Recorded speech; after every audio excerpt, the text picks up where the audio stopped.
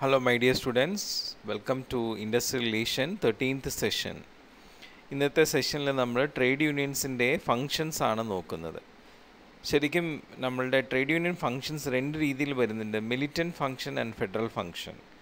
Militant function എന്ന് വെച്ച് കഴിഞ്ഞാൽ നമ്മളുടെ ഈ പറയുന്ന എംപ്ലോയീസിന് ട്രേഡ് യൂണിയനിൽ വന്നതുകൊണ്ട് അവർക്ക് അവരുടെ ഓർഗനൈസേഷനിലെ ജോബ് സെക്യൂർ ആക്കുക, അവരുടെ വർക്കിംഗ് കണ്ടീഷൻസ് പ്രോപ്പർ ആക്കുക, അതുപോലെ തന്നെ നമ്മളുടെ ഓർഗനൈസേഷൻ ഈ എംപ്ലോയീസിനെ കൊണ്ട് പ്രോഫിറ്റൊക്കെ ഏൺ ചെയ്യുമ്പോൾ അതിൻ്റെ പ്രൊഡക്ടിവിറ്റി ഗെയിന് എംപ്ലോയീസിന് ഷെയറിംഗ് ആയിട്ട് വരിക, മാനേജ്മെൻറ്റ് ഡിസിഷൻ മേക്കിങ്ങിൽ എംപ്ലോയീസിനെ പാർട്ടിസിപ്പേറ്റ് ചെയ്യിക്കുക, അത് അങ്ങനെയൊക്കെയുള്ള കാര്യങ്ങൾ ആണ് ഈ പറയുന്ന മിലിറ്റൻറ്റ് ഫങ്ഷനിൽ സാധിച്ച് കൊടുക്കാനായിട്ട് ഉദ്ദേശിക്കുന്നത്.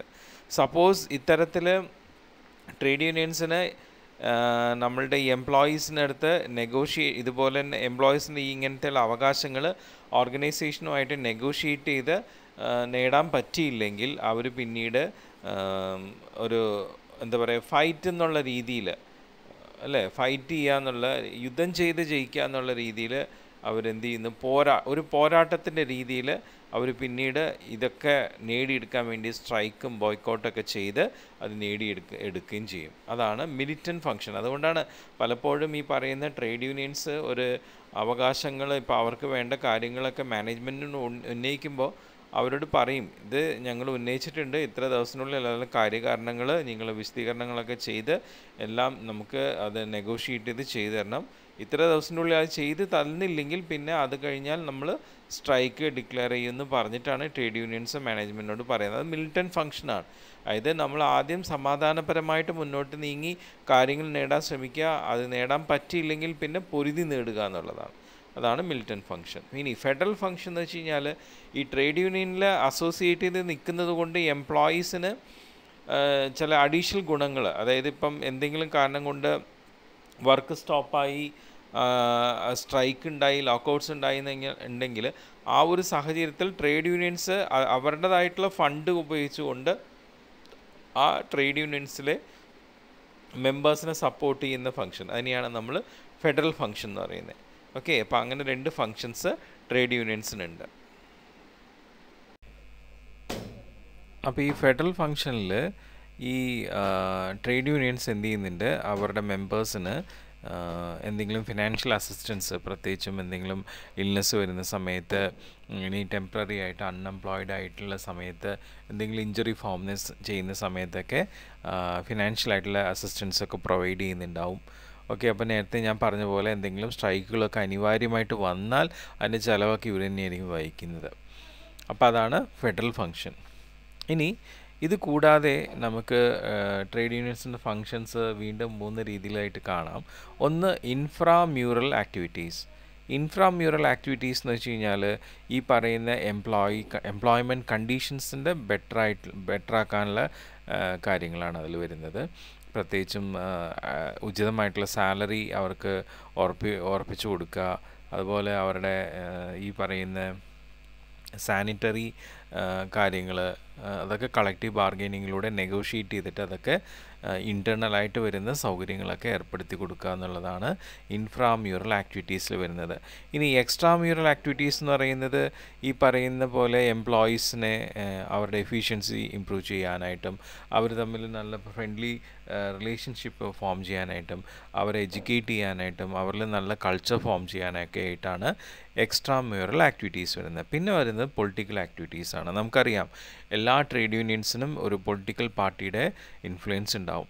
അപ്പോൾ ആ ട്രേഡ് യൂണിയനിൽ ആ പൊളിറ്റിക്കൽ പാർട്ടിയുടേതായിട്ടുള്ള പോളിസീസും കാര്യങ്ങളൊക്കെ അവരുടെ ആ ട്രേഡ് യൂണിയൻ്റെ മെമ്പേഴ്സിൻ്റെ ഇൻട്രസ്റ്റ് അനുസരിച്ചിട്ട് അതൊക്കെ ഇവിടെയും ചെയ്യുക എന്നുള്ളതാണ്. ഓക്കെ, അപ്പോൾ ഇതൊക്കെയാണ് നമ്മളുടെ ഈ ട്രേഡ് യൂണിയൻസിൻ്റെ ഫങ്ഷൻസ് എന്ന് പറയുന്നത്. ഇനി നമ്മുടെ ട്രേഡ് യൂണിയൻസിൻ്റെ റോൾ എങ്ങനെയൊക്കെയാണ്? 4 രീതിയിലാണ് ട്രേഡ് യൂണിയൻസിൻ്റെ റോൾ വരുന്നത്.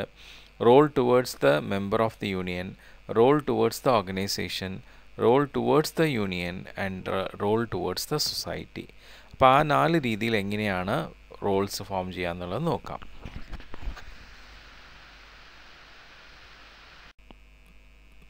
നമുക്ക് ആദ്യം നോക്കാനുള്ള role towards the trade union members. Trade യൂണിയനിലെ മെമ്പേഴ്സ് എന്ന് പറയുന്നത് ആ ഓർഗനൈസേഷനിൽ വർക്ക് ചെയ്യുന്ന എംപ്ലോയീസ് ആണല്ലോ. അപ്പോൾ അവരെ സേഫ് ഗാർഡ് ചെയ്യുന്ന രീതിയിലുള്ള റോളുകളാണ്. വർക്കേഴ്സിനെ അവരെ ചൂഷണം ചെയ്യാതെ, അത് എംപ്ലോയേഴ്സ് ആയാലും ട്രേഡ് യൂണിയൻ ആയാലും പൊളിറ്റിക്കൽ പാർട്ടീസ് ആയാലും ചൂഷണം ചെയ്യാതെ അവരെ സേഫ് ഗാർഡ് ചെയ്യുന്നതാണ് ആദ്യത്തെ റോൾ. പിന്നത്തെ റോൾ എന്താ വെച്ച് കഴിഞ്ഞാൽ മാനേജ്മെൻറ്റ് യാതൊരു രീതിയിലും അൺഫെയർ ആയിട്ടുള്ള ലേബർ പ്രാക്ടീസസ് നടത്താതെ വർക്കേഴ്സിനെ പ്രൊട്ടക്റ്റ് ചെയ്യുന്ന റോളാണ്. പിന്നെ ഈ പറയുന്ന വർക്കിംഗ് കണ്ടീഷൻസ് വളരെ സേഫ് ആൻഡ് ഹെൽത്തായിട്ട് ഉറപ്പ് വരുത്തുന്ന റോളുണ്ട്. പിന്നെ നമ്മളുടെ ഈ പറയുന്ന എന്തെങ്കിലും ഒരു എംപ്ലോയി അയാളുടെ പെർഫോമൻസ് റിവാർഡ് ചെയ്യപ്പെടേണ്ടതാണെങ്കിൽ അത് റിവാർഡ് ചെയ്യാനായിട്ടുള്ള പ്രഷർ മാനേജ്മെൻറ്റിലേക്ക് കൊടുക്കുക. അത് പ്രോപ്പറായിട്ടുള്ള അസസ്മെൻ്റൊക്കെ ചെയ്ത് അത് ഉറപ്പ് വരുത്തിയിട്ട് മാനേജ്മെൻറ്റ് പ്രഷർ ചെയ്യാനുള്ള റോളുണ്ട്. പിന്നെ നമ്മളുടെ എംപ്ലോയീസിന് അവർക്ക് ഡിസൈറബിൾ ആയിട്ടുള്ള സ്റ്റാൻഡേർഡ് ഓഫ് ലിവിങ് നമ്മുടെ മാനേജ്മെൻറ്റ് കൊടുക്കാൻ വേണ്ടിയിട്ട്, അത് health, housing, education, recreational, cooperative, അങ്ങനെയുള്ള പല കാര്യങ്ങളും ഉറപ്പ് വരുത്തുക മാനേജ്മെൻറ്റിൻ്റെ ഭാഗത്തു നിന്ന്. പിന്നെ വളരെ ഫെയർ ആയിട്ടുള്ള ഡീല് വർക്കേഴ്സുമായിട്ട് ഓർഗനൈസേഷന് ഗ്യാരണ്ടി ചെയ്യുക. വർക്കേഴ്സിനോട് സോഷ്യൽ ജസ്റ്റിസ് പ്രത്യേകിച്ചും ഓർഗനൈസേഷൻ പുലർത്താനായിട്ടും അതും ഗ്യാരണ്ടി ചെയ്യുക. പിന്നെ എന്തെങ്കിലും ചെറിയ ഡിസാറ്റിസ്ഫാക്ഷൻസോ ഡേ ടു ഡേ വർക്കിംഗ് കണ്ടീഷൻസിൽ എന്തെങ്കിലും ഗ്രീവൻസസ് ഒക്കെ ഉണ്ടെങ്കിൽ ആ കംപ്ലയിൻറ്റ്സ് ഒക്കെ പെട്ടെന്ന് തന്നെ സോൾവ് ചെയ്ത് കൊടുക്കുക. പിന്നെ എംപ്ലോയീസിനെ മാനേജ്മെൻറ്റിൽ പാർട്ടിസിപ്പേറ്റ് ചെയ്യാനായിട്ട് എൻകറേജ് ചെയ്യുക. പിന്നെ എപ്പോഴും എംപ്ലോയീസിനെ അവരുടെ ഡ്യൂട്ടീസ് ആൻഡ് റൈറ്റ്സിനെ കുറിച്ചുള്ള അവയർനെസ് കൊടുക്കുക. പിന്നെ എന്തെങ്കിലുമൊക്കെ നെഗോസിയേഷനൊക്കെ വന്നു കഴിഞ്ഞാൽ അത് നമ്മളുടെ നിയമപരമായിട്ടുള്ള നീക്കുപോക്കുകളിലൂടെ അത് സെറ്റിൽ ചെയ്യിക്കുക. ഓക്കെ.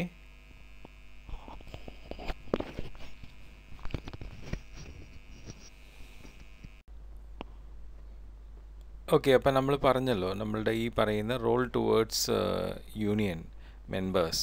അപ്പോൾ അതിൽ എന്തെങ്കിലും ഡിസ്പ്യൂട്ട്സ് ഉണ്ടെങ്കിൽ അത് നെഗോഷിയേറ്റ് ചെയ്യുക, ജോയിൻറ്റ് കൺസൾട്ടേഷൻ അതിനുവേണ്ടി നടത്തുക, വോളണ്ടറി ആർബിട്രേഷൻ, അഡ്ജുഡിക്കേഷനൊക്കെ നമ്മൾ അതിനു വേണ്ടി വിനിയോഗിക്കുക. ഈ ആർബിട്രേഷൻ, അഡ്ജുഡിക്കേഷനെക്കുറിച്ച് വിശദമായിട്ട് നമ്മൾ പിന്നീട് പഠിക്കുന്നുണ്ട്. ഇനി നെക്സ്റ്റ് നമ്മളുടെ ട്രേഡ് യൂണിയൻ്റെ role industrial organisation, towards the industrial ഓർഗനൈസേഷന് വേണ്ടിയിട്ട് എന്താണ് ട്രേഡ് യൂണിയൻ ചെയ്യുക. അതായത് ആദ്യം പറയുന്നത് എന്താ വെച്ച് കഴിഞ്ഞാൽ ഓർഗനൈസേഷൻ എംപ്ലോയീസായിട്ടൊരു ജോയിൻറ്റ് എൻ്റർപ്രൈസ് എന്നുള്ള രീതിയിൽ, അതായത് ഈ പറയുന്ന എംപ്ലോയീസ് മാനേജ്മെൻറ്റും തമ്മിൽ ഒരു ജോയിൻറ്റ് എൻ്റർപ്രൈസ് എന്ന രീതിയിലാണ് ഓർഗനൈസേഷൻ നടക്കുന്നതെന്നുള്ള രീതിയിൽ അത് ഹൈലൈറ്റ് ചെയ്യുക. രണ്ടു പേർക്കും ഈക്വൽ ആയിട്ടുള്ള താല്പര്യം ഈ ഒരു ഓർഗനൈസേഷൻ മുന്നോട്ട് കൊണ്ടുപോകാനുള്ള ചിന്ത അവരിലേക്ക് കൊണ്ടുവരിക. ഓക്കെ. പിന്നെ നമ്മളുടെ പ്രൊഡക്ഷൻ ഇൻക്രീസ് ചെയ്യുക, ക്വാളിറ്റേറ്റീവായിട്ടും ക്വാണ്ടിറ്റേറ്റീവായിട്ടും അതിൻ്റെ പ്രൊഡക്ഷൻ്റെ നോംസും കാര്യങ്ങളൊക്കെ ഉറപ്പുവരുത്തി അഡിക്വേറ്റായിട്ട് അതൊക്കെ കൃത്യമായി പാലിക്കുന്നുണ്ടോ എന്ന് നോക്കുക. പിന്നെ എംപ്ലോയീസിനിടയിൽ നല്ല ഡിസിപ്ലിൻ മെയിൻറ്റെയിൻ ചെയ്യാനുള്ള കാര്യങ്ങൾ ഓർഗനൈസേഷന് വേണ്ടിയിട്ട് ട്രേഡ് യൂണിയൻസ് മെയിൻറ്റെയിൻ ചെയ്യാനായിട്ടുള്ള കാര്യങ്ങൾ ചെയ്യുന്നു. പിന്നെ നമ്മളുടെ എംപ്ലോയീസിന് എന്തെങ്കിലും ഗ്രീവൻസസ് ഒക്കെ ഉണ്ടെങ്കിൽ അത് പ്രോപ്പറായിട്ട് ഡേ ടു ഡേ കംപ്ലയിൻറ്റ്സ് എല്ലാം പ്രോപ്പറായിട്ട് റീഡ്രസൽ ചെയ്ത് അവരുടെ ഡിസാറ്റിസ്ഫാക്ഷൻസ് ഉണ്ടെങ്കിൽ അത് റിമൂവ് ചെയ്യുക. എംപ്ലോയീസിൻ്റെ ലോയൽറ്റി, ദാറ്റ് മീൻസ് അവർക്ക് ഓർഗനൈസേഷനോടുള്ള കൂറ്, അത് ഉറപ്പുവരുത്തുക. പിന്നെ നമ്മളുടെ എംപ്ലോയീസിന് മാനേജ്മെൻറ്റിൽ പാർട്ടിസിപ്പേറ്റ് ചെയ്യാനുള്ള ഓപ്പർച്യൂണിറ്റീസ് ക്രിയേറ്റ് ചെയ്യുക, അത് സ്ട്രെങ്തൻ ചെയ്യുക, അത് കോപ്പറേറ്റ് ചെയ്യുക.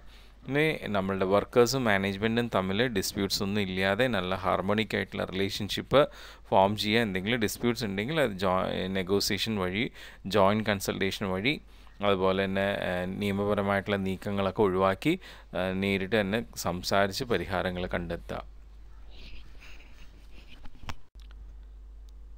പിന്നെ പറയുന്ന കാര്യം എന്താ വെച്ച് കഴിഞ്ഞാൽ, ഇപ്പം നമ്മളുടെ ട്രേഡ് യൂണിയൻ്റെ സപ്പോർട്ടോട് കൂടിയിട്ട് എംപ്ലോയീസിന് ഫേവറബിൾ ആയിട്ടുള്ള ഒപ്പീനിയൻസ് മാനേജ്മെൻറ്റിൽ നിന്നും ഫോം ചെയ്യിക്കുക എന്നുള്ളത്. പിന്നെ ഈ പറയുന്ന പോലെ എന്തെങ്കിലും നിയമപരമായിട്ടുള്ള പ്രൊവിഷൻസ് നമ്മളുടെ ട്രേഡ് യൂണിയൻസിന് അതുപോലെ വർക്കേഴ്സിന് സാധകമായിട്ടുള്ള കാര്യങ്ങളുണ്ടെങ്കിൽ അത്തരത്തിലുള്ള കാര്യങ്ങൾ നമ്മളുടെ എംപ്ലോയീസിനടുത്ത് പ്രഷർ ചെയ്യിച്ച് അത് നടപ്പിലാക്കുക. ലൈക്ക് ഇപ്പോൾ പ്രോഫിറ്റ് ഷെയറിങ്, അതുപോലെ നമുക്ക് അൺഫെയർ ആയിട്ടുള്ള ലേബർ പ്രാക്ടീസസ് ഒഴിവാക്കുക എന്നുള്ള കാര്യങ്ങൾ, അതൊക്കെ. പിന്നെ നമ്മുടെ മാനേജ്മെൻറ്റായിട്ട് വർക്കേഴ്സിന് നല്ലൊരു കമ്മ്യൂണിക്കേഷൻ ഫെസിലിറ്റേറ്റ് ചെയ്യുക. പിന്നെ ഈ പറഞ്ഞ പോലെ തന്നെ എപ്പോഴും മാനേജ്മെൻറ്റിന് നമ്മളുടെ ഈ പറയുന്ന വർക്കേഴ്സിൻ്റെ ഉന്നമനത്തിനായിട്ട് നിലകൊള്ളാനായിട്ടും അവരെ ശിക്ഷിക്കുക എന്നുള്ളൊരു മനോഗതി അവരിൽ നിന്നും മാറ്റാനായിട്ടൊക്കെ ട്രേഡ് യൂണിയൻ നിയമത്തിൻ്റെ സഹായത്തോടു കൂടിയിട്ട് അവരെ ആ രീതിയിലേക്ക് കൊണ്ടുവരിക. അപ്പോൾ ഇതൊക്കെയാണ് നമ്മളുടെ ഇൻഡസ്ട്രിയൽ ഓർഗനൈസേഷനോടുള്ള ട്രേഡ് യൂണിയൻ്റെ റോള്. ഇനി ട്രേഡ് യൂണിയൻ ഓർഗനൈസേഷനായിട്ടുള്ള റോള് ട്രേഡ് യൂണിയൻസിന് എങ്ങനെയാണെന്ന് വെച്ച് കഴിഞ്ഞാൽ, നമ്മളുടെ ട്രേഡ് യൂണിയൻസിൻ്റെ ഫിനാൻഷ്യൽ പൊസിഷൻസ് ഇമ്പ്രൂവ് ചെയ്യുക, അതിനുവേണ്ടി സബ്സ്ക്രിപ്ഷൻ ഹയറായിട്ട് ഫിക്സ് ചെയ്യുക, അതുപോലെ സ്പെഷ്യലായിട്ടുള്ള ഫണ്ടുകൾ റേസ് ചെയ്യാനുള്ള ക്യാമ്പയിൻസ് ഉണ്ടാക്കുക. പിന്നെ ഈ പറയുന്ന ട്രേഡ് യൂണിയൻ്റെ ഡെമോക്രസി, ട്രേഡ് യൂണിയനിലുള്ള ജനാധിപത്യമായിട്ടുള്ള രീതികൾ അത് സ്ട്രെങ്തൻ ചെയ്യുക, നല്ല ട്രെയിൻഡ് ആയിട്ടുള്ള മെമ്പറിനെ ആ ട്രേഡ് യൂണിയൻ്റെ ലീഡറാക്കുക. പിന്നെ ഈ പറയുന്ന ആ ട്രേഡ് യൂണിയനിലുള്ള മെമ്പേഴ്സായിട്ടുള്ള എംപ്ലോയീസ് അവർ തമ്മിലുള്ള കമ്മ്യൂണിക്കേഷൻ നല്ലതാക്കുക. അതുപോലെ ട്രേഡ് യൂണിയനിലുള്ള മെമ്പേഴ്സായിട്ടുള്ള എല്ലാവരും തന്നെ നല്ല റിലേഷൻ മെയിൻറ്റെയിൻ ചെയ്യാനായിട്ട് നോക്കുക. ഇതൊക്കെ ട്രേഡ് യൂണിയൻസിന് ട്രേഡ് യൂണിയൻ ഓർഗനൈസേഷനോടുള്ള റോളാണ്. അതുപോലെ ട്രേഡ് യൂണിയൻ്റെ ഉള്ളിലുള്ള കലഹങ്ങൾ ഒഴിവാക്കി അവിടെ നമുക്ക് നല്ല യൂണിറ്റി ഫോം ചെയ്യാം. പിന്നെ ആവശ്യമായിട്ടുള്ള എല്ലാ റെക്കോർഡ്സും മെയിൻറ്റെയിൻ ചെയ്യാൻ പ്രിപ്പയർ ചെയ്യുക. പിന്നെ വളരെ സയൻറ്റിഫിക് ആയിട്ടുള്ള രീതിയിൽ ട്രേഡ് യൂണിയൻസ് ഓർഗനൈസ് ചെയ്യുക. പിന്നെ ഈ പറയുന്ന ട്രേഡ് യൂണിയൻസിൻ്റെ ഒബ്ജക്റ്റീവ്സ്, ഫങ്ഷൻസ് ഇതെല്ലാം നമ്മൾ പബ്ലിഷ് ചെയ്യുക. സോ ദാറ്റ് ജനങ്ങളുടെ ഒപ്പീനിയൻസ് കൂടി അതിൽ നോക്കിയിട്ട് അതനുസരിച്ച് മോഡിഫിക്കേഷൻ വരുന്നുണ്ടെങ്കിൽ മോഡിഫൈ ചെയ്യുക. അപ്പോൾ ഇതൊക്കെയാണ് നമ്മളുടെ ട്രേഡ് യൂണിയൻസിൻ്റെ ഓരോ ട്രേഡ് യൂണിയൻ ഓർഗനൈസേഷനുള്ള റോൾ. ഇനി ഫൈനലി നമ്മളുടെ ട്രേഡ് യൂണിയൻസിന് സൊസൈറ്റി ആയിട്ടുള്ള റോൾ എന്താണ്? നമുക്ക് സൊസൈറ്റിയിൽ ഒരുപാട് കാര്യങ്ങൾ വരുന്നുണ്ട് അല്ലേ, സൊസൈറ്റി റിലേറ്റഡ് ആയിട്ട്. അപ്പോൾ അങ്ങനെയുള്ള പ്ലാൻസ്, പോളിസീസൊക്കെ ഫോം ചെയ്യുക. പ്രത്യേകിച്ച് നാഷണൽ ഡെവലപ്മെൻറ്റ് റിലേറ്റഡ് ആയിട്ടുള്ള കാര്യങ്ങളിലൊക്കെ ട്രേഡ് യൂണിയൻസ് പങ്കെടുക്കുക. പിന്നെ ഈ പറയുന്ന നാഷണൽ ഡെവലപ്മെൻറ്റ് പ്രോഗ്രാംസ് മാത്രമല്ലാതെ നമ്മളുടെ സൊസൈറ്റിക്കും നമ്മുടെ നേഷനും സഹായിക്കുന്ന രീതിയിലുള്ള programmes like family planning, forestation, national ഇൻ്റഗ്രേഷൻ്റെ പ്രോഗ്രാംസിലൊക്കെ ഈ ട്രേഡ് യൂണിയൻസുകൾ പങ്കെടുക്കുക. അതുപോലെ തന്നെ നമ്മളുടെ സൊസൈറ്റീനെ ദോഷകരമാക്കുന്ന കറപ്ഷൻസ്, അതുപോലെ തന്നെ ഈ വർഗീയവാദം, കാസ്റ്റിസം, ഇതിനെല്ലാം എതിരായിട്ടുള്ള ക്യാമ്പയിൻസ് ട്രേഡ് യൂണിയൻസ് ഉണ്ടാക്കുക, പ്രചരിപ്പിക്കുക. പിന്നെ അൺഓർഗനൈസ്ഡ് സെക്ടേഴ്സിനെയും ഇതുപോലെ ട്രേഡ് യൂണിയൻസിൽ പങ്കാളികളാവാനായിട്ട് അവരെ പ്രോത്സാഹിപ്പിക്കുക. പിന്നെ പബ്ലിക് ഒപ്പീനിയൻസ് നമ്മുടെ ഗവൺമെൻറ് പോളിസീസ് ആൻഡ് പ്ലാൻസിന് വേണ്ടിയിട്ട് ഫേവറബിൾ ആക്കാനായിട്ട് ഈ പറയുന്ന ട്രേഡ് യൂണിയൻസും കൂടി ഇൻവോൾവ് ആവുക അങ്ങനത്തെ കാര്യങ്ങളിൽ. പിന്നെ ഈ പറയുന്ന ട്രേഡ് യൂണിയൻസിന് ഫേവറബിൾ ആയിട്ടുള്ള പബ്ലിക് ഒപ്പീനിയൻസ് ക്രിയേറ്റ് ചെയ്ത് സൊസൈറ്റിയിൽ ട്രേഡ് യൂണിയൻസിൻ്റെ നല്ലൊരു ഇമേജ് ക്രിയേറ്റ് ചെയ്യുക. ഇതെല്ലാം സൊസൈറ്റി ആയിട്ടുള്ള റോളാണ്. ആൻഡ് ഫൈനലി നമ്മളുടെ ട്രേഡ് യൂണിയൻസ് കാര്യങ്ങൾ പലതും റിയലൈസ് ചെയ്തുകൊണ്ട് നമുക്ക് ഈ ട്രേഡ് യൂണിയൻസിനും അതുപോലെ യൂണിയൻ മെമ്പേഴ്സിനും ഉചിതമായിട്ടുള്ള കാര്യങ്ങൾ എന്തെങ്കിലും ഉണ്ടെങ്കിൽ അത് നിയമപരമായിട്ട് ഗവൺമെൻറ്റിനോട് നടപ്പിലാക്കാനായിട്ട് പറയുന്ന ഒരു സന്ദർഭം വന്നാൽ അത് ഗവൺമെൻറ്റിനോട് പ്രഷറൈസ് ചെയ്ത് നമ്മളുടെ സൊസൈറ്റീനെയും കൂടി ഉൾപ്പെടുത്തിക്കൊണ്ട് പറയേണ്ട കാര്യങ്ങൾ പറയുക, അത് എന്നിട്ട് നടപ്പിലാക്കുക. അപ്പോൾ ഇങ്ങനെയൊക്കെയാണ് നമ്മളുടെ ഈ പറയുന്ന ട്രേഡ് യൂണിയൻ്റെ റോൾ വരുന്നത്. ചിലപ്പോൾ ഇത് ചോദിക്കാറുണ്ട്, what are the role of trade യൂണിയൻസിൻ്റെ റോൾ എന്തൊക്കെയാണ്? അപ്പോൾ അത് ഡീറ്റെയിൽസ് ആയിട്ട് എഴുതണം എല്ലാവരും. ഓക്കെ.